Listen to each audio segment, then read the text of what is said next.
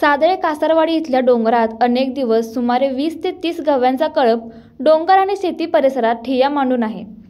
गवे बिनधास्तपणे रस्त्यावर ये-जा करतायत।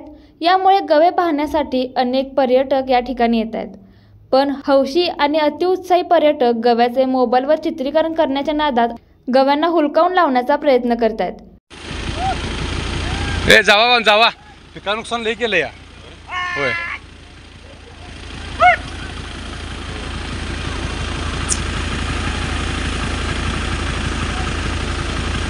कसला मोठा आहे साहेब, कसला मोठा आहे का? थांबा हात नका, ते येतात त्यांचे येतात मागं माणसं आहेत त्याच्या। हो का तिने इथं वाटच केली खाली जायला। होय हो का,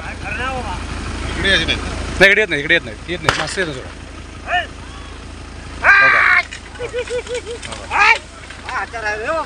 कशा आहेत हो का?